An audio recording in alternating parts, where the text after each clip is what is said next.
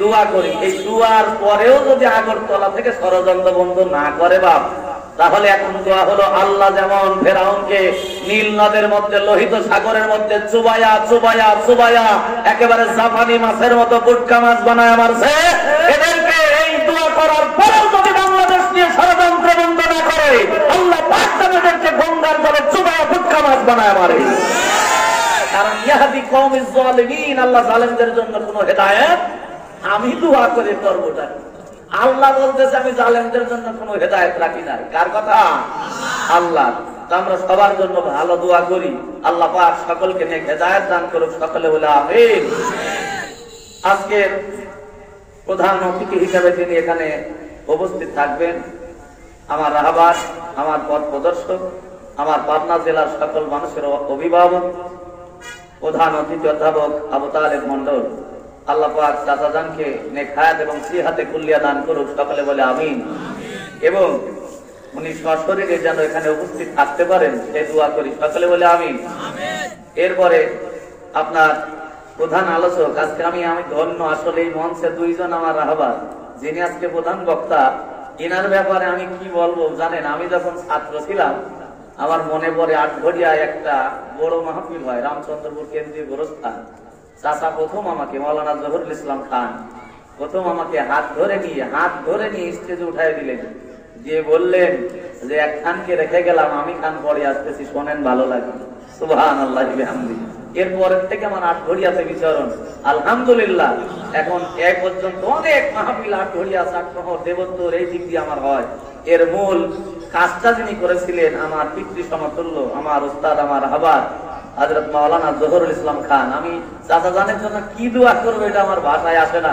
আমি শুধু এতটুকুনি দোয়া করি, আল্লাহ পাক যেন আমাদের এই নিয়ামতটাকে আরো দীর্ঘদিন আমাদের মাঝে বাঁচায় রাখেন, সকলে বলে আমিন, জোরে বলে আমিন।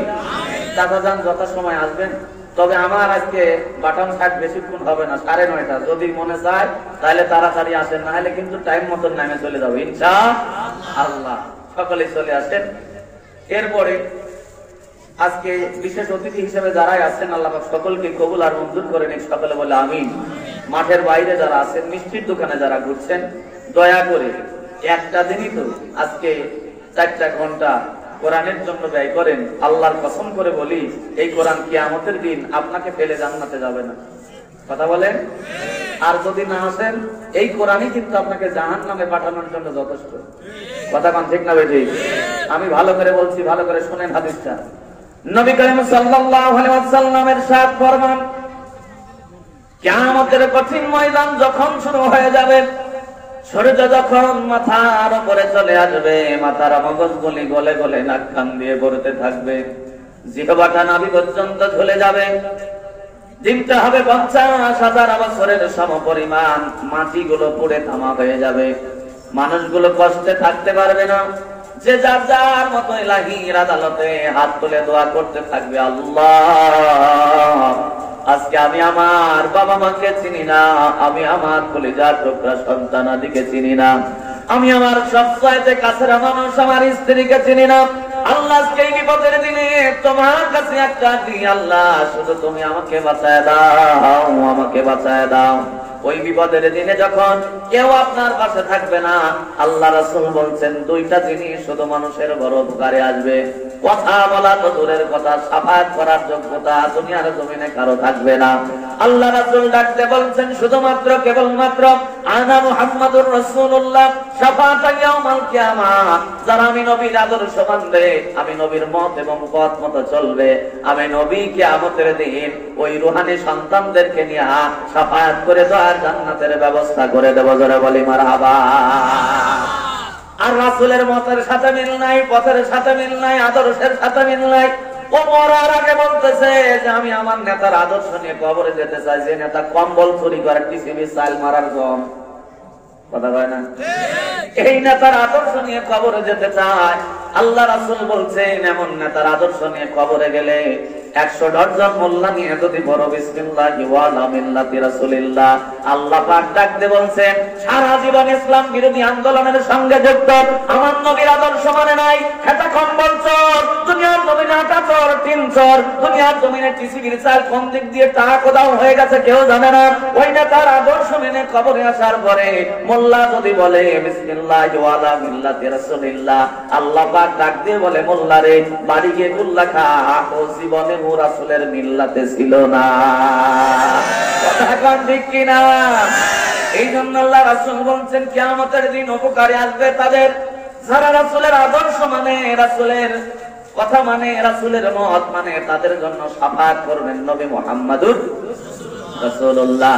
আল্লাহ রাসূল বলছেন 2 নাম্বার, দুনিয়ার জমিনে যারা কোরআন শুনে, যারা কোরআন শোনায়, যারা কোরআন পড়ে, যারা কোরআন পড়ায়, আল্লাহ রাসূলের হাদিস, আল্লাহ রাসূল বলছেন খায়রুকুম মান তাআল্লামাল কুরআন ওয়া আল্লামা। দুনিয়ার জমিনে যারা কোরআন শিখে, যারা শেখায়, যারা শুনে, যারা শোনায়, কোরআনের জন্য যারা সময় ব্যয় করে, অর্থ ব্যয় করে, আমি রাসূল বললাম দুনিয়ার জমিনে এর চাইতে ভালো মানুষ আর হতে পারে না। চিল্লায়ে বলুন না সুবহানাল্লাহ।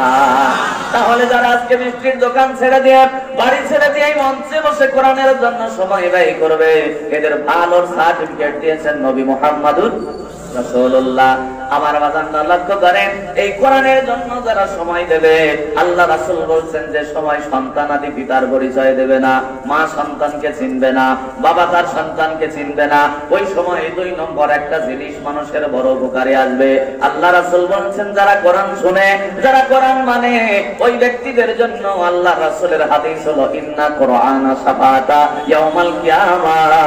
ওই কিয়ামতের দিন সূর্য যখন মাথার উপরে চলে আসবে, তাদের দুশ্চিন্তা থাকবে না, তাদের কোনো টেনশন থাকবে না। এই কোরআন আল্লাহর কাছে সাক্ষী দিয়ে বলবে আল্লাহ এরা হলো কোরআনের পক্ষের শক্তি, আমি কোরআন সাক্ষী দিলাম। জগন্নাথপুর মাহফিলের দিন লক্ষ্য করে দেখেছি কত মানুষ জিলাপির দোকানে ঘুরে, কত মানুষ মার্কেট দিয়ে ঘুরে, কত মানুষ বাড়িতে আত্মীয় স্বজন নিয়ামত ফুর্তি করে। আল্লাহ এই যে তোমার বান্দা আব্দুর রহমান, এই যে আব্দুল্লাহ, এই যে দুনিয়ার জমিনে আব্দুল গাফফার, আল্লাহ আমি কোরআন সাক্ষী দিচ্ছি রাত 12টা পর্যন্ত কষ্ট করে আমি কোরআনের জন্য এরা বসেছিল। নিঃসন্দেহে কোরআনকে ভালোবেসে, কোরআনকে ভালো না বাসলে তারা বসে থাকতো না। আমি কোরআন সাক্ষী দিচ্ছি এরা কোরআনের পক্ষের শক্তি। ধরে বলি না মারহাবা। অতএব আল্লাহ আমি কোরআন আমার বন্ধুদের রেখে কেমনে করে জান্নাতে যায়, তাও সুবহানাল্লাহ। এই কোরআনের বন্ধু হবে তারা, আজকে কষ্ট করে শেষ পর্যন্ত মাহফিল শুনবে তারা। মান্না কোরআনের বন্ধু হওয়া যাবে না। বন্ধুত্ব করতে হলে কিছু স্যাক্রিফাইস করার দরকার আছে না নাই? স্যাক্রিফাইস ছাড়া বন্ধু হয় না আমার ভাই। ভালো করে লক্ষ্য করেন, বন্ধু বিপদে পড়েছে রাত 1টার সময়, ডাক দিয়ে বলল বন্ধু আমি মন্নার মোড়ে এসে আমার বাইকের হাওয়া চলে গেছে, এখন বাড়িতে যাওয়ার মতো কোনো অবস্থা নাই, বন্ধু একটু আগায় আসবে কিনা? যদি বন্ধু বন্ধুর মতো হয় তাহলে বলবে টেনশন করিস না, একটু দাঁড়া আমি ব্যবস্থা করতেছি। কথা বলেন ঠিক কিনা? আর যদি ফোন পাওয়ার পরে বন্ধু মোবাইল সুইচ বন্ধ করে দিয়ে লাখ টাকা ঘুমায়ও কি বন্ধু? এই কথা কন না কেন? তাহলে কোরআন ডাকতে বলছে আল্লাহ তুমি আমারে জান্নাতের মধ্যে রাখবে, কিন্তু আমার বন্ধুগুলি জাহান্নামে যাবে তা হবে না। এরা আমার পক্ষের শক্তিটা আমি সাক্ষী দিচ্ছি, আমার শাফায়াত গ্রহণ করে আমার বন্ধুদের নাজাত দিয়ে জান্নাতের ব্যবস্থা করে দাও। আল্লাহ রাসূল বলছেন ইন্না নিশ্চয় শাফাআতা ইয়াউমাল কিয়ামাহ। দুনিয়ার জমিনে ওই কোরআনের শাফায়াত গ্রহণ করে ওই কোরআন প্রেমী মানুষদেরকে আল্লাহ রাব্বুল আলামিন ফাসাওফা ইউহাসাবু হিসাবা ইয়াসিরা, হিসাব সহজ করে দিয়ে আল্লাহ দয়ার জান্নাতে পাঠায় দেবে। জোরে বলি না মারহাবা। এবার যারা আসবে না তাদেরও বিপদ আছে। কোরআনই যথেষ্ট তাদেরকে জাহান্নামে পাঠানোর জন্য। কিছু কিছু মানুষের জন্য কোরআন ডাকতে বলবে আল্লাহ এই যে নাম লেখে মোহাম্মদ সলিমুল্লাহ খান, মোহাম্মদ আতাউর রহমান, মোহাম্মদ মুক্তার হোসেন, মোহাম্মদ আলী মর্তজা, এরা নামের আগায় ঠিকই মোহাম্মদ লিখেছে, কিন্তু ঘুরছে জিলাপির দোকানে। কথা কয় না? এরা কালেমা সাঁকে পড়ে, গরুর গোশত সুযোগ পাইলে 3 প্লেট ছাড়ে। কিন্তু আমি আল্লাহ কথা দিলাম এই যে কোরআন তোমার কাছে সাক্ষী দিচ্ছে, বাটপার গুলি সব কোরআনের বিপক্ষে। কারণ জিলাপির দোকানে ঘুরেছে রাত 12টা পর্যন্ত। আমি কোরআনের জন্য বারংবার মাগরিব থেকে শুরু করে কতবার তাদের এলান দেওয়া হয়েছে, আমার কাছে আসে না। আমি আল্লাহ দুনিয়ার জমিনে ডাক দিয়ে বললাম এইগুলি টাটকা মুনাফিক, কারণ কথার কাজের একটারও মিল নাই। কথা কন ঠিক কি? কিনা? কোরআন বললে কোরআন বলবে আল্লাহ তোমার কি মনে নাই এরা সব আলমে আরো তোমার কাছে ওয়াদা করেছিল আর দুনিয়ায় গিয়ে সব আকাম কুকামের সাথে জড়িত। এই জন্য আল্লাহ আমি কোরআন সাক্ষী দিচ্ছি এরা কোরআনের বিরোধী দল। কোরআনের সাক্ষী গ্রহণ করা হবে, তাদের হাতে পায়ের মধ্যে বেড়ি লাগানো হবে। বেড়ি লাগানোর পরে দুনিয়ার জমিনে যারা কোরআনের বিরোধিতা করেছে, কোরআন ভালো লাগে নাই, কোরআন শুনতে যাদের কষ্ট লাগে, এই মানুষগুলো কবরে যাওয়ার পরে মায়ের খাবে কি খাবে না? খাবে না? তাহলে কবর হলো প্রথম মন্দির। এখন হিসাব নিকাশের পরে আখিরাতের পরে জাহান্নাম নির্ধারিত হয়ে গেছে। এখন কবরেই হালকা পাতলা খাইছে, এখন জাহান্নামে মায়ের বেশি না কম? কথা হয় না? এখন কোরআন বিরোধী যেগুলি, কোরআন ভালো লাগে না, শুনতে মজা লাগে না, দুনিয়ার জমিনে কোরআনের কথা শুনলে অটোমেটিক গায়ের মধ্যে চুলকানি ওঠে, এই প্লেয়ার গুলি কবরে যাওয়ার মধ্যে দিয়ে কিছু হালকা পাতলা পিটুনি খেয়েছে। এবার আখিরাতের দিবসে হিসাব ফাইসালার পরে হাতে পায়ে ফেরেশতারা যখন বেড়ি লাগাবে, হাতে পায়ের মধ্যে ডান্ডা বেড়ি লাগায় টান দিতে থাকবে, আর এই আসামিগুলি যাইতে চাবে না। চার পায়ে যেরকম ছাগলে হাইড্রোলিক ব্রেক মারে, বুঝেন তো? মনে করেন খাত বার হচ্ছেন, ছাগল টান দিচ্ছেন, ছাগলে চার পায়ে চেষ্টায় যাবে, হাইড্রোলিক ব্রেক ও লাভ দিবে না, দড়ি ধীরে যাবে, ইচ্ছা ছাড়াও লাভ দিবে না। আছে না নাই? ধরে বলেন আছে না নাই?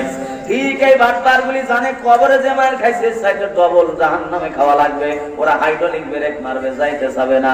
এবার ফেরেশতারা বলবে তুই যাবি, তোর আব্বা সৈদা যাবে, মারর টান, মারর টান, এক টানে জাহান্নামের দ্বার প্রান্তে পৌঁছাবে।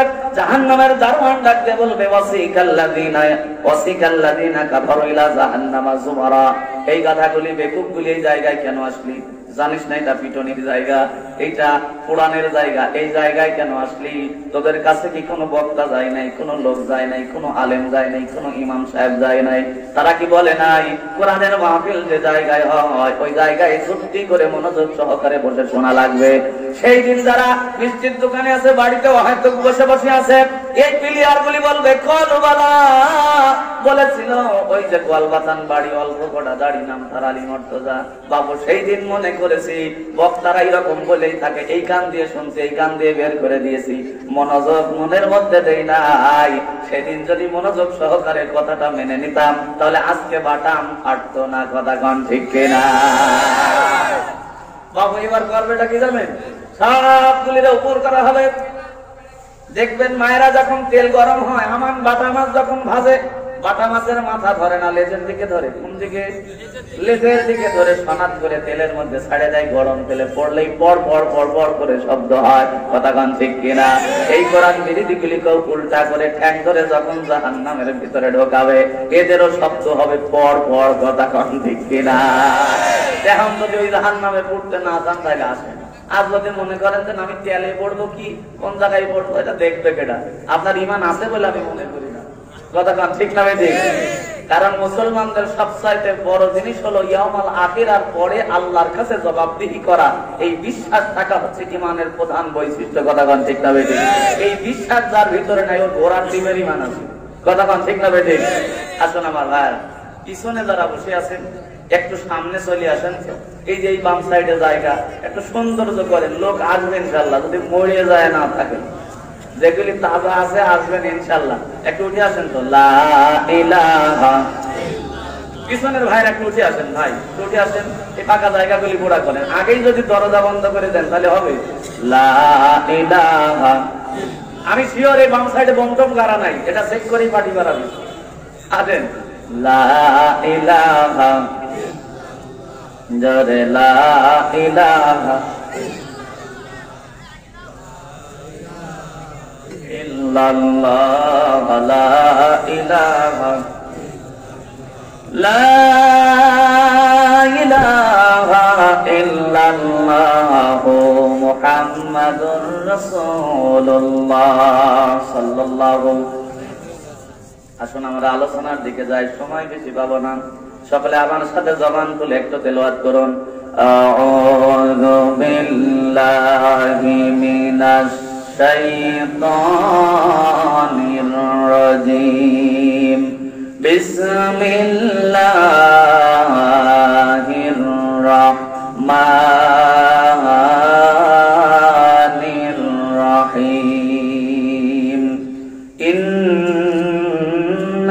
ইন্নাল্লাযীনা ইয়াকফুরুনা ওয়ায়াকতুলুনান নাবিয়্যিনা বিগাইরি হক ওয়ায়াকতুলুনাল্লাযীনা ইয়া'মুরুনা বিল কিসত মিনান নাস ফাবাশশিরহুম বিআযাবিন আলীম।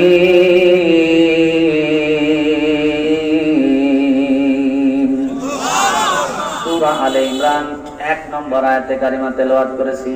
কোরআনুল কারীমের মধ্যে 114 খানা সূরার মধ্যে সিরিয়াল নম্বরে 1 2 3 নম্বর সূরা। কয় নম্বর? 3 নম্বর সূরা। এই সূরার মধ্যে 200 খানা আয়াত আছে। কয়শো খানা? 200 খানা আয়াত আছে। এই 200 খানার আয়াতের শুরুতে যে আয়াতটা আল্লাহ নাযিল করেছেন, এই আয়াত থেকে আজকে কথা শুনবো ইনশাআল্লাহ। আওয়াজ দিয়ে বলে ইনশাআল্লাহ। আমার বান্দারা লক্ষ্য করেন, আল্লাহ রাব্বুল আলামিন এই সূরা আলে ইমরানের 1 নম্বর আয়াতের মধ্যে নিউজ হেডলাইন কি দিলেন? খবরের শিরোনামটা আগে শুনে নেই। খবরের শিরোনামটা শুনে নেই। আল্লাহ 21 নম্বর আয়াত আল্লাহ তাবারাক ওয়া তাআলা বলেন, দুনিয়ার জমিনে নবী করিম সাল্লাল্লাহু আলাইহি ওয়াসাল্লাম ইরশাদ ফরমাইছেন, আমার বান্দা লক্ষ্য করুন, আমার দিকে তাকান। এই যে পিছনের এই লোকগুলো উঠা জায়গায় বসে এরা উঠতেছে না, কারণ লাগিয়ে জায়গায় গরম হয়ে গেছে না, খালার মতো 41 সালে টার্গেট দিয়ে বসে। আরে ভাই এত রকম করে বললাম, তারপরে উঠলেন না আপনারা। পিছনে লোক আসে বলবে তো, আপনারা এই জিনিসটা বোঝেন না কেন? আসেন।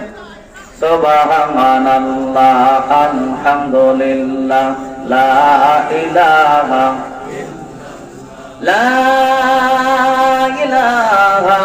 ইল্লাল্লাহ, মুহাম্মাদুর রাসূলুল্লাহ সাল্লাল্লাহু। তাহলে কোন সূরা থেকে আলোচনা শুনছি? সূরা আলে ইমরান 21 নম্বর আয়াত। কয় নম্বর আয়াত? 21 নম্বর আয়াত। এবার আসেন খবরের নিউজ হেডলাইনটা জেনে নেই, সরল অনুবাদ। কারণ আল্লাহ কি বলেছেন এটা যদি না বুঝি তাহলে ওয়াজ মজা লাগবে না। কথা কোন ঠিক কিনা? আল্লাহ পাক ডাক দিয়ে বলতেছেন, দুনিয়ার জমিনে যারা নবীদের হত্যা করে আর আল্লাহর আয়াতগুলিকে দুনিয়ার জমিনে মিথ্যা প্রতিপন্ন করে এবং হত্যা করে, যারা দ্বীনের পক্ষে মানুষদেরকে ডাকে, খারাপ কাজে বাধা দেয়, এই রকম মানুষদেরকে যারা হত্যা করে তাদের জন্য পীড়াদায়ক শাস্তির সুসংবাদ দাও। কথাটা কার? কারণ খবরের শিরোনাম যদি মজার হয়, বান্দা কিন্তু রিমোট ছাড়ে না, খবর দেওয়া খাওয়ার জন্য বসে থাকে। কথা কান ঠিক কিনা? নার্গিসের মা বাগুন ভর্তা করতেছে, বলতেছে কি নার্গিসের বাপ খাবে না? গেলে দাঁড়া, মারাত্মক খবর দেখিস উপর দিয়ে কি লেখা উঠতেছে। বলে কি গো?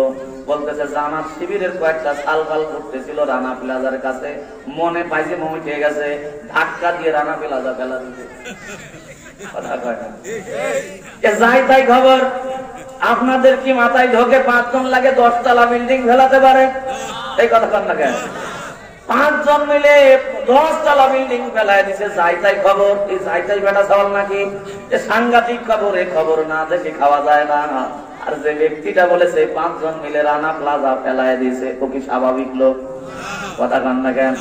আমার তো মনে হয় ও স্বাভাবিক ছিল না। গাঁজা যদিও বা খায় থাকে তবে এক্সপায়ার ডেট হয়ে গেছে ওটার। তাছাড়া এত তার সিদ্ধ না, কারণ আপনাদের কাছে বিচার দিলাম 5 জন মিলে কোনোদিন 10 তলা বিল্ডিং ফেলানো যায়? কথা কম না কেন?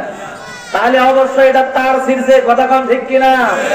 ওই মগা আলমগীরের মতো লোকই বাংলাদেশে এইরকম জ্ঞান ধারণা করতে পারে। কারণ দুনিয়ার জমিনে তার তো ঠিক নাই। কারণ থাকবে কি করে? আমার জানা মতো ওই দলের লোক, জামাত শিবিরের লোকদের রক্ত দুনিয়ার জমিনে নিচে তাদের আত্মীয় স্বজনের জন্য। আমি সাক্ষী। কথা কম ঠিক কিনা? একজনকে প্রশ্ন করলাম, ভাই আপনার দলের লোকজনের রক্ত নাই? নেব কি করে? বিশ্বাস তো নাই, তালা ইয়াবা খাতি করে। কথা কন ঠিক কিনা?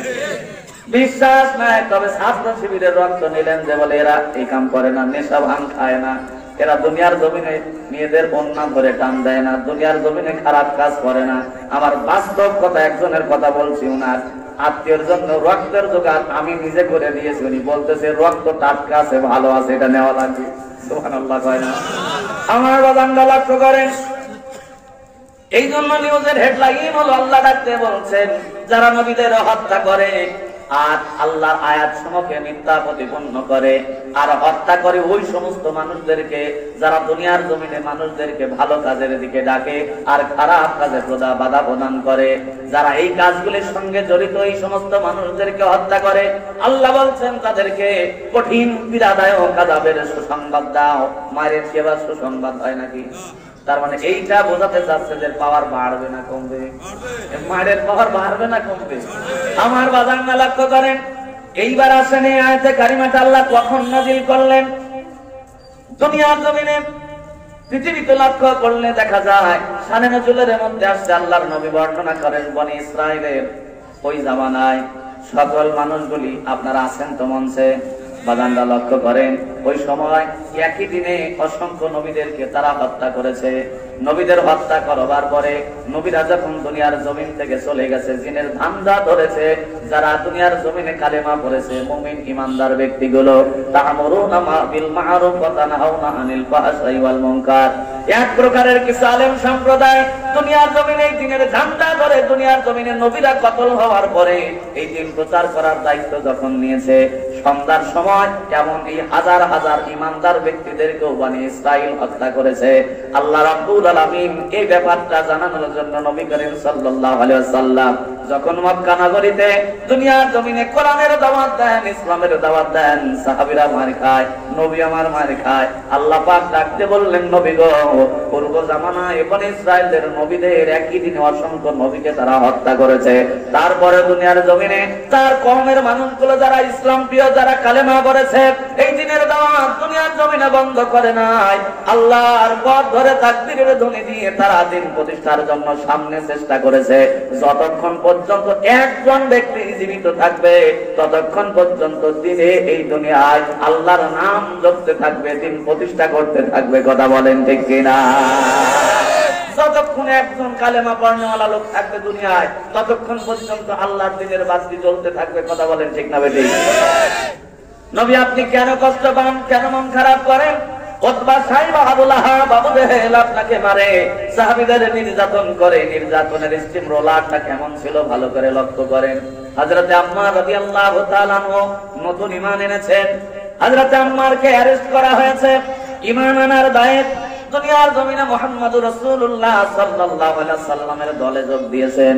আজকে বিগত 17 বছর দেখেছেন আপনারা ইসলামী দল বাংলাদেশ জামাত ইসলামীতে যোগ দেওয়ার পরে বাড়িতে থাকতে পারে না একটা, কথা হয় না? ঠিক আল্লাহ রাসূলের কাছে কালেমা পড়ে হযরতে আম্মার রাদিয়াল্লাহু তাআলা যখন প্রকাশ করেছে, মক্কার তখন ক্ষমতাশালী নেতা হলো আবু জেহেল। আবু জেহেল ডাকতে বললাম, আম্মার সর্বপ্রথম তোমাকে ডাকতে বলছি নবীর কালেমা ছেড়ে দাও। যদি কালেমাটা ছাড়ো ওই মুহাম্মাদের পথ তুমি ছেড়ে দাও, মত তুমি ছেড়ে দাও, আমি আবু জেহেল তোমাকে প্রশংসিত করব। চাকরি চাও চাকরি দেব, টাকা চাও টাকা দেব, আর যদি মক্কার সবচাইতে বেশি সুন্দরী নারীর সাথে তোমার বিবাহ দেওয়ার প্রয়োজন হয়, আমি আবু জেহেল ওয়াদা করলাম তোমার সঙ্গে বিয়ে দেব। হযরতে আম্মার ডাক দিয়ে বললেন, আবু জেহেল দুনিয়ার জমিনে যারা বুঝে কালেমা পড়েছে তাদের কালেমা এক ভূমুকে দুনিয়ার জমিন থেকে কেড়ে নেওয়া যাবে না, কোন লোভ দেখায় কালেমা কেড়ে নেওয়া যাবে না। দুনিয়ার জমিনে যত লোভনীয় বস্তুই হোক না কেন, আমি আম্মার তোমাকে ডাকতে বলছি, শোনো, আসমান থেকে জমিন পর্যন্ত যত ফাঁকা জায়গা আছে এই জায়গাগুলি যদি আমাকে অর্থ দিয়ে পরিপূর্ণ করে দাও, তথাপি কালেমা ছাড়া সম্ভব নয়, কারণ কালেমাটা আমি বুঝে অন্তরের সঙ্গে লাগিয়েছি। কথা বলেন ঠিক কিনা? কারণ আমরা তো কালেমা না বুঝেই লাগাই। কিছু কিছু ফকির আছে সকালবেলায় বের হয়, ও কালেমার মর্ম কথা জানে, লা ইলাহা ইল্লাল্লাহ মুহাম্মাদুর রাসূলুল্লাহ। এই মাল দুনিয়ার জমিনে পড়লেই খালি চাল পাওয়া যায়, কথা কয় না? ফকির জানে এটা যে কালেমা পড়লে কি পাওয়া যায়? চাল পাওয়া যায়। আবার দুনিয়ার জমিনে আর এক ব্যক্তি আছে, দেখবেন জেলখানায় ফাঁসির আসামিকে যখন ফাঁসি দেওয়া হয়, ফাঁসি দেওয়ার পূর্বে দেখবেন একজন ক্ষমতাওয়ালা হুজুর চলে যাবে, বলে, চাচা আপনার তো ফাঁসি হবে। ঠিক আমাদের ঊর্ধ্বতন নেতাদের যখন ফাঁসি হয়, ফাঁসি দেওয়ার পূর্বে জেল থেকে একজন ইমাম বলতেছে, হুজুর আপনারে আমি কালেমা পড়াতে আসছি। আসার কথা না। কি আশ্চর্য বিষয়! আপনারা মিশরের দুনিয়ার জমিনে সাইয়েদ কুতুব রাহমাতুল্লাহ আলাইহির কথা শুনেছেন। যিনি তাফসিরে ফি জিলালিল কোরআন লিখেছেন, যার তাফসির পড়ে পড়ে মানুষগুলো জিহাদি তামান্না পেয়েছে, দিন প্রতিষ্ঠা কেমনে করা লাগবে, দিনের জন্য কেমনে দাঁড়ানো লাগবে, এই তামান্না যার তাফসির পড়ে পড়ে জেনেছে, সেটা হলো তাফসিরে ফি জিলালিল কোরআন। আর যিনি লিখেছে তিনি হলেন শহীদ সৈয়দ কুতুব রহমাতুল্লাহ আলাইহি। জোরে বলেন মারহাবা। মিশরের রাষ্ট্রপ্রধান জামাল উদ্দিন নাসের ডাকতে বলতেছে, সৈয়দ কুতুব, তুমি যে রাষ্ট্র ব্যবস্থা কায়েম করতে চাও, এই রাষ্ট্র ব্যবস্থা কায়েম করতে গেলে তো আমাদের কাম সারা হবে। একটা বালিশ তুলতে 10,000 লাগাতে পারবো না বাবু। এইরকম রাজনীতি করলে তো ব্যাট চলবে না, কারণ আমরা আমাদের রাজনীতি করে লেলিন নাম সেতনের। আর তুমি যে কোরআনের রাজনীতি করাতে চাও, এই রাজনীতি করতে গেলে চুরি করা যাবে না। এই জন্য তোমার প্রস্তাব দেয়, তুমি আমার কাজীর পদ নেও, বিচার সালিশ করো, আর খাওয়া দাওয়া ভর্তি করো। সাহেব যত বললেন বিচার করে দেবো আমি, আর তুমি ডুপ্লিকেট ফোনে বলে দেবে রায় এই দিকে দে, আর মায়ের খাবো পিটুনি কবরে আমি গিয়েও কাজ হবে না। দুনিয়ার জমিনে এই আল্লাহ তাবারাক ওয়া তাআলা পৃথিবী তৈরি করেছেন, এই জমিনে শাসন চলবে কার? আল্লাহ তাবারাক ওয়া তাআলা দুনিয়ার জমিনটা তৈরি করেছেন, এই জমিনের শাসন চলবে তার। দুনিয়ার জমিনে জামাল উদ্দিন নাসির তার প্রস্তাবটা যখন প্রত্যাখ্যান করেছে, সৈয়দ কুতুব রহমাতুল্লাহ আলাইহি আল্লাহর কোরআন দিয়ে মিশরের এই রাষ্ট্রটা চলো, তার মনের অভিব্যক্তি আজকেও বাংলাদেশে দুনিয়ার জমিনে একটা দল চায় বাংলাদেশ কোরআন দিয়ে চলুক। কথা গান থেকে আলা আলাহুল খালক ওয়াল আমর, দুনিয়া তৈরি করেছেন আল্লাহ, এখানে বিধান চলবে কার? এই দলটারও দুনিয়ার জমিনে একটাই উদ্দেশ্য, আল্লাহর বিধান দিয়ে দুনিয়ার জমিনে কোরআন দিয়ে রাষ্ট্রটা চলুক, বাংলাদেশ চলুক। কিন্তু অনেক টুপিওয়ালা আছে আমার ভাই, অনেক নামাজি আছে, হজ কর্মওয়ালা ব্যক্তি আছে, এরা নামাজ পড়ার পরেও হজ করার পরেও চায় না এই কোরআন দিয়ে বাংলাদেশ চলুক। কথা গান ঠিক কিনা? এইরকম অনেক মুনাফিক মার্কা লোক আছে না নাই? হযরত সৈয়দ কুতুব রহমাতুল্লাহ আলাইহি দুনিয়ার জমিনে ডাকতে বললেন, কোনোদিনও সম্ভব নয়। আল্লাহর নবী যে কাজ করে গেছেন, তার ওয়ারিস হিসাবে এখন আমার দায়িত্ব হলো নবুয়তের ওই সিলসিলা জারি রাখা, আল্লাহর বিধান দিয়ে জমিনে রাষ্ট্র পরিচালনা করা। তাকে হাতে পায়ে বেড়ি লাগায়া অন্ধকার প্রকোষ্ঠে রাখা হলো, একদিন দুই দিন নয়, রিমান্ডে নেওয়া হলো, নির্যাতন করা হলো, বারবার তাকে প্রস্তাব দেওয়া হয়েছে, সৈয়দ কুতুব সময় আছে, এখনো আমাদের দলে যোগ হয়ে যাও। খালি দলটা পাল্টাবে আর ফাঁসিও হবে না, দুনিয়ার জমিনে তোমার আর কোন নেতারও নির্যাতন হবে না, বাড়ি ছাড়াও লাগবে না। আল্লাহর কসম করে বলি, বাংলাদেশে একটা দল সব চাইতে বেশি নির্যাতিত, দলটার নাম কি? এই দলের প্রধানরা যদি তাদের সাথে আঘাত করতেন, আল্লাহর কসম করে বলি একটা নেতারও ফাঁসি হতো না। কথা বলেন ঠিক কিনা? ঠিক সৈয়দ কুতুব রহমাতুল্লাহ আলাইহি বললেন, যতদিন পর্যন্ত এই কালেমার সুরাটা অন্তরের মধ্যে থাকবে, জীবনে এক শ্বাস থাকতে দুনিয়ার জমিনে এই কালেমা ছাড়বো না, পথ ছাড়বো না, দল ছাড়বো না। হযরত সৈয়দ কুতুব রহমাতুল্লাহ আলাইহিকে ফাঁসির ঘোষণা দেওয়া হলো। ফাঁসির কাছে তুলবেন এর পূর্বেই সৈয়দ কুতুব রহমাতুল্লাহ আলাইহি আসছেন একজন হুজুর তওবা করানোর জন্য, কালেমা পড়ানোর জন্য। সৈয়দ কুতুব রহমাতুল্লাহ আলাইহি ডাকতে বলছেন, হুজুর আসসালামু আলাইকুম। বলে আপনি কেন আসছেন? বলে আপনার কিছুক্ষণ পরে ফাঁসি হবে, তো এই জন্য দুনিয়ার জমিনে আপনারে কালেমা পড়াতে আসছি। সৈয়দ কুতুব রহমাতুল্লাহ আলাইহি মুস্কি হাসলেন আর বললেন, হুজুর আপনি কালেমা পড়ানোর কারণে আপনি কি পান? হুজুর বলতেছে, পয়সা। পয়সা কথা বলেন, আমি সরকারি হুজুর। কি হুজুর? হুজুর তিন প্রকারের। কয় প্রকারের? মুখস্থ করেন। অরিজিনাল, সরকারি, দরকারি, আরেকটা আছে তরকারি। কোনো তালেও নাই। এবার ব্যাখ্যা নেন, অরিজিনাল কোনগুলি? যেগুলি কালেমা অন্তরে ধারণ করার পর মৃত্যু চলে এসেছে, ফাঁসির কাছে চলেছে, তথাপি কালেমা ছেড়ে দেয় নাই, বাতিলের কাছে মাথা নত করে নাই, এইগুলো হলো অরিজিনাল। কথা কন ঠিক কিনা? এইবার আসেন সরকারি যে মালগুলি, দুনিয়ার জমিনে হকানি মানুষদের বিরুদ্ধে দাঁড়ায় কালেমা পড়ায় বেতন নেয়, এইগুলো হলো সরকারি। সরকার যা বলে ও তাই করে, টুপি থাক বা না থাক, ইমান থাক বা না থাক, যা খুশি করুক কোনো সমস্যা নাই, বেতন পাইলে সব ফতোয়া জায়েজ। কথা কন ঠিক কিনা? আর একটা হলো দরকারি, ও রাজনীতি ফাজনীতি কিছু বোঝে না, ওখানে মাল খামাই যে জায়গায় আছে দরকার, এই আজকে একটা মিলাদ করার লাগবে, কাকে ডাকা যায়? ওই সর্বতালী হুজুরে ডাকে নিয়ে, ও সারা কাম হবে না, মিলাদ করাই ও পাকা। যত দরকার আছে জানাজা করা, লাশ ধোয়া নিয়ে তারপরে কাফন কাটা, কিন্তু কোরআন প্রতিষ্ঠা হোক এরকম চিন্তাধারা ওর মধ্যে নাই। ওর ধান্দা দরকার যে জায়গায়, ও আসবে সেই জায়গায়। কথা কাম ঠিক কিনা? আর এক হুজুর আছে এরা তরকারি মানে খালি খাওয়াই বাকা, কোনো তালে নাই, খাওয়া সেই জায়গায় হুজুর সেই জায়গায়, কথা কন ঠিক কিনা? তাহলে হুজুর কয় প্রকার? এক নম্বর অরিজিনাল তরকারি, তরকারি তরকারি মন থাকবে তো। এইবার আসো আমার ভাইরা, হযরত সাইয়েদ কুতুব মুসলিহান দিয়ে বললেন, বাবা একই কালেমার জন্য আমার ফাঁসি হয়, আবার একই কালেমায় তুমি পয়সা খাও, কি আজীব একটা দুনিয়া, কথা কন ঠিক কিনা?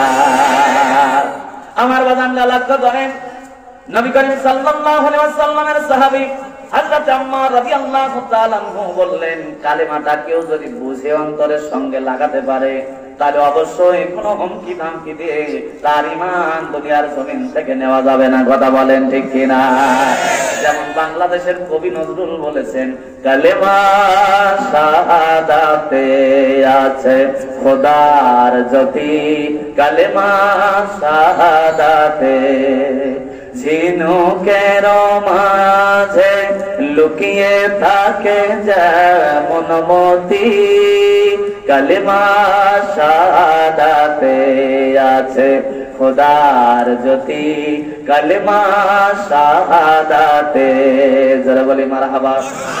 কি আশ্চর্যজনক বিষয়, কবি নজরুল ক্লাস 8 পাস করে কালেমাটা বুঝলেন, আর আমরা কামেল ফাজেল টাইটেল এমএ বিএসসি করার পরেও কালেমা বুঝলাম না।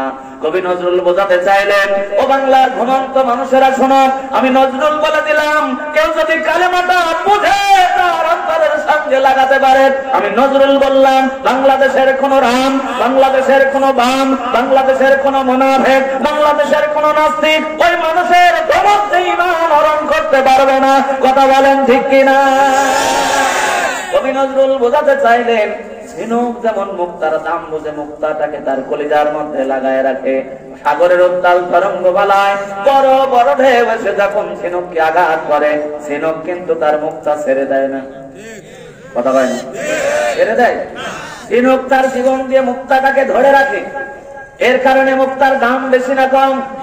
এই জন্য নজরুল বোঝাতে চাইলেন, ঝিনুক যেমন মুক্তাকে তার জীবন দিয়ে ধরে রাখে, কোন মুসলমান যদি কালেমাটাকে তার অন্তর দিয়ে ধরে রাখে, ভাই আল্লাহর কসম করে বলি, যত রকম ক্ষমতাশালী লোক না হোক না কেন, আপনার ঈমান হরণ করতে পারবে না, কথা বলেন ঠিক কিনা? হযরত আম্মারকে বাধা হলো একটা ঘোড়ার সঙ্গে, হাত পা বেঁধে হাতের সঙ্গে রশি লাগায়া ঘোড়াটাকে ছেড়ে দেওয়া হলো, আস্তে আস্তে টেনে নিয়ে যাচ্ছে। হযরত আম্মার রাদিয়াল্লাহু তাআলা আনহুর পাথরের সঙ্গে লেগে জুব্বা কাপড়গুলো ছিঁড়ে ছিঁড়ে চলে যাচ্ছে। দুনিয়ার জমিনে আম্মারের শরীর থেকে রক্ত প্রবাহিত হয়, টবে টবে রক্ত পড়ছে, পাহাড়ের পাদদেশে নিয়ে গেলেন, ডাকতে বলছেন, আম্মার শেষবার তোমাকে বলছি, এখনো মুহাম্মাদের পথ ছেড়ে দাও, কালেমা ছেড়ে দাও। দুনিয়ার জমিনে সাহাবীদের উপরে কি নির্যাতন হয়েছে, আয়াতটা কেন আল্লাহ নাযিল করেছেন, ভালো করে লক্ষ্য করুন। নবী করিম সাল্লাল্লাহু আলাইহি ওয়াসাল্লামকে বোঝাতে চাইলেন, নবী গো, পূর্ব জামানায় বনি ইসরাইলের নবীদেরকে একই দিনে আল্লাহ রাব্বুল আলামিন অসংখ্য নবীকে হত্যা করেছে।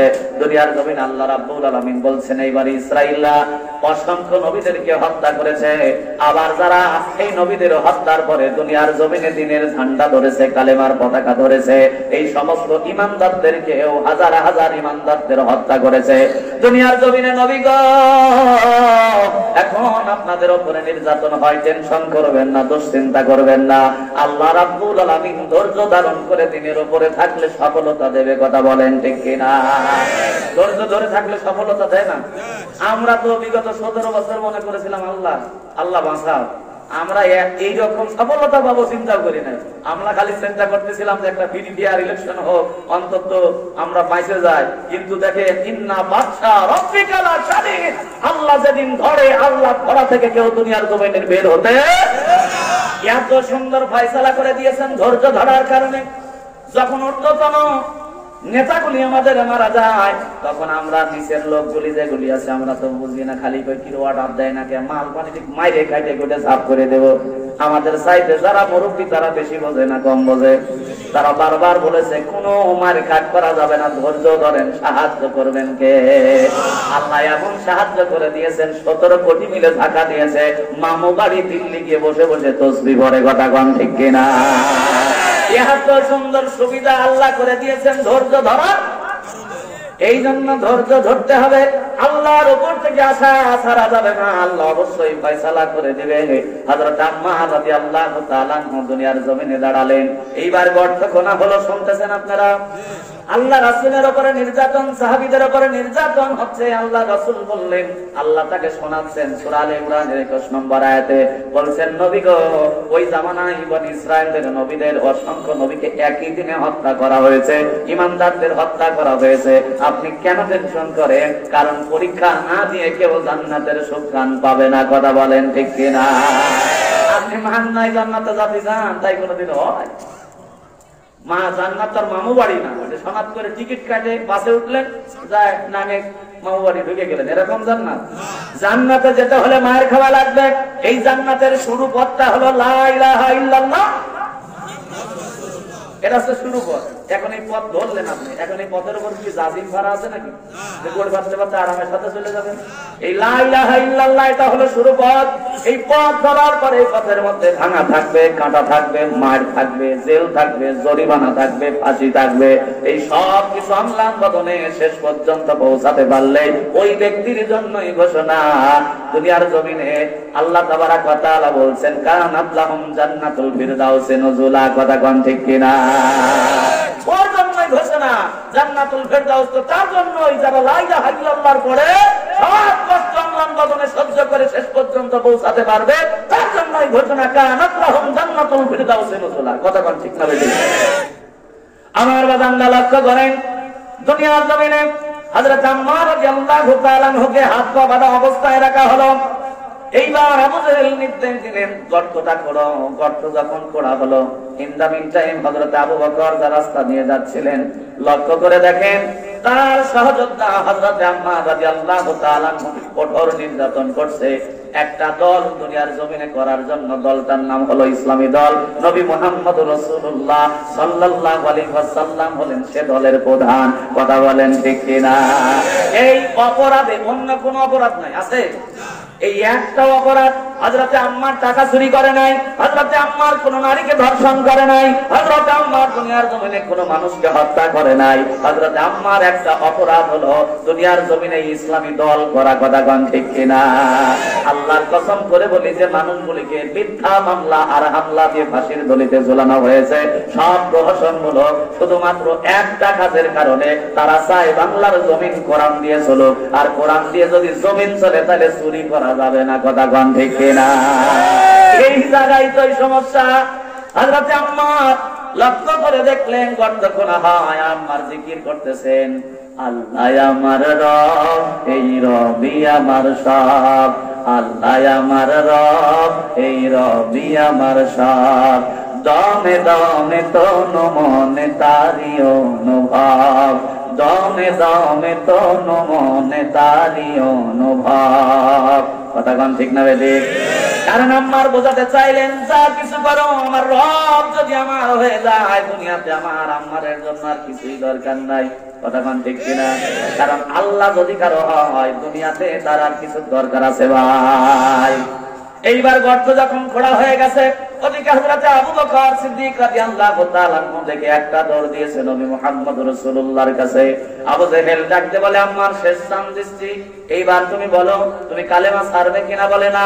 গর্তের মধ্যে নামানো হলো, লাকড়ি দেওয়া হলো, আগুন প্রজ্বলিত করবে। আবু জাহেল বলছে, তাজা মানুষের গায়ে আগুন দিলে তো জ্বলবে। কথা বলেন ঠিক কিনা? চিৎকার করবে, আশেপাশের মানুষ জড়ো হয়ে যাবে। আর আমি আবু জাহেল মক্কার লিডার, এমন অমানবিক একটা কাজ করতে, সেটা গোপনে করা লাগবে। বিশ্বাস করেন, ইসলাম বিরোধী যেগুলি হয় এরা গোপনেই মানুষকে অনিষ্ট করে। কথা বলেন ঠিক কিনা?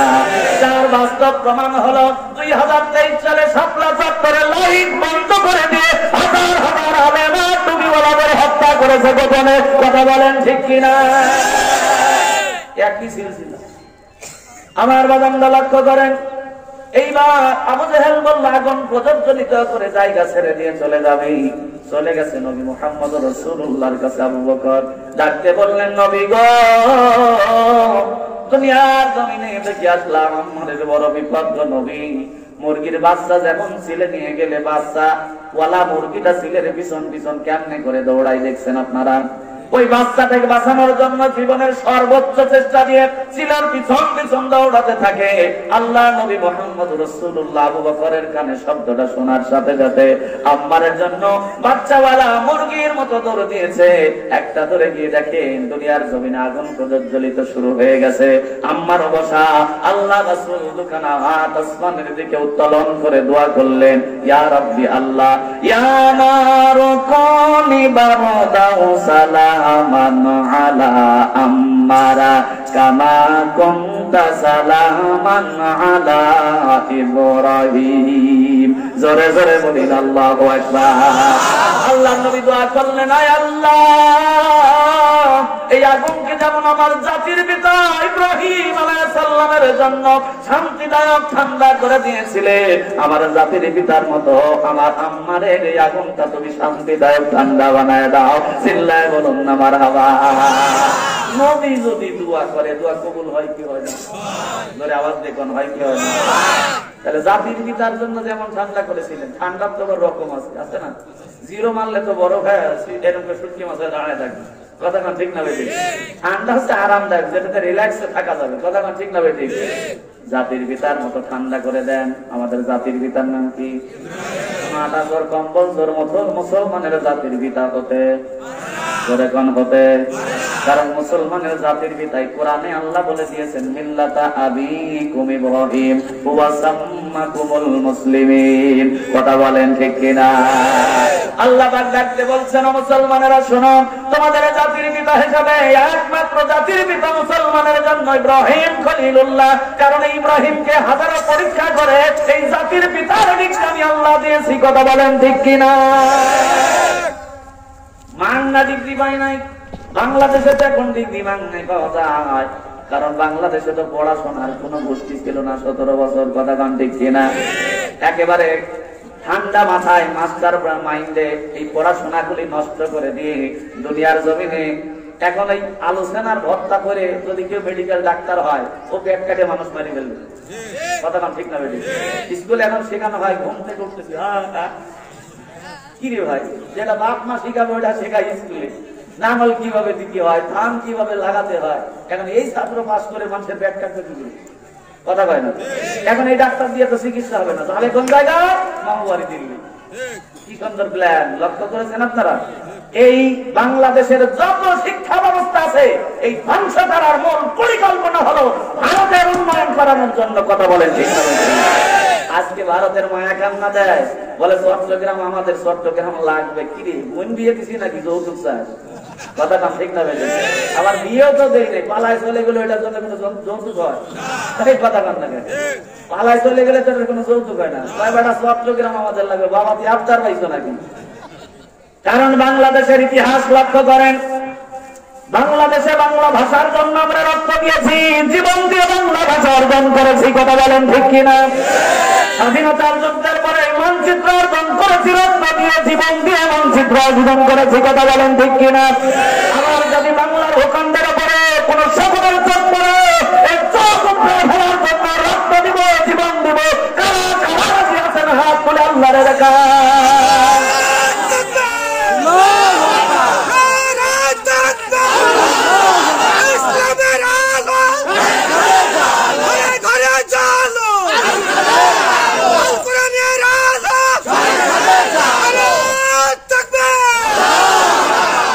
ভয় দেখাচ্ছে কি জন্য জানেন? কারণ গ্যাস দেওয়ার কথা ছিল, বোতল ভরে দিতে বাইক দিয়ে, এখন বন্ধ করে দিয়ে বিপদ বেড়ে গেছে। কথা কম ঠিক না হয়েছে? মানে এতদিন তো ঢাকি ঢাকি ইলিশ খাইছে, তোর যায় না, ঠিক না, বিপদ, মনটা খারাপ হয়ে গেছে। কথা কম ঠিক না হয়েছে? তবে যতই হুমকি দামকি দেখ, দুনিয়ার জমিনে বাংলার মানুষ যুদ্ধ করেই পরিচয় পেয়েছে। কথা বলেন ঠিক কিনা? আমার বাজানরা লক্ষ্য করেন, নবী আমার দোয়া করলেন, হযরত আম্মার রাদিয়াল্লাহু তাআলা আনহু অগ্নিকুণ্ড থেকে আম্মারকে রক্ষা করলেন। এবার আসেন, এই যে সূরাটা, সূরা আলে ইমরান 21 নম্বর আয়াতে কারিমা, আল্লাহ বোঝাতে চাইলেন, নবী গো, দুনিয়ার জমিনে আপনি কেন টেনশন করেন, দুশ্চিন্তা করেন? আপনাকে শোনাই, শুনেন। বনি ইসরায়েলের একসঙ্গে অসংখ্য নবীকেও তারা হত্যা করেছে বনি ইসরায়েলরা। আবার যারা ইসলামের ঝান্ডা ধরেছে সেই মানুষগুলোকেও হত্যা করেছে। তারপরেও ইসলাম দুনিয়াতে আছে না না? আল্লাহ পাক ডাকতে বলছেন ওয়ালাল আখিরাতু খায়রুল লাকা মিনাল উলা। আজকে থেকে আগামীকাল থেকে পরশু এমনি করে কিয়ামত পর্যন্ত আমার দিনটাকে বর্ধিত করার দায়িত্ব আমি আল্লাহ। কেউ এই ইসলামের বাতি নিভাই দিতে চাইলেও দুনিয়ার জমিনে কোনোদিনও সম্ভব হবে না। তবে আমি আল্লাহ কিছু কিছু সময় বদমাইশদেরকে ছাড় দেই। এই ছাড় দেওয়ারও কারণ আছে। ছাড় দেওয়ার কারণ কি জানেন? যখন আমাদের মুসলমানদের মধ্যে বিভেদ তৈরি হয়ে যায়, মুসলমানরা কোরআন থেকে দূরে সরে যায়, মুসলমানরা আল্লাহ এবং রাসূল থেকে দূরে সরে যায়, আল্লাহ তাবারাক ওয়া তাআলা তখন টাইট করার জন্য খালা মতন কিছু নির্যাতনকারী ফ্যাসিস্টদেরকে আমাদের ঘাড়ের উপরে বসায় দেন, যাতে করে শেষমেশ আল্লাহর কাছে বলতে বাধ্য হয় আল্লাহ নির্যাতন থেকে আমাদের মুক্তি দাও। তার খেলার নাম আল্লাহ শাস্তি দেন, কারণ আল্লাহকে ভুলে যাওয়ার কারণে। কথা কম ঠিক না? তবে এখন সুযোগ দিয়েছেন আল্লাহ। এখন যদি আবার এই সুযোগে থেকে আল্লাহ দিয়ে আটখানা হয় আল্লাহরে ভুলে যান, তাহলে এর চাইতে কঠিন আযাব আবার আসতে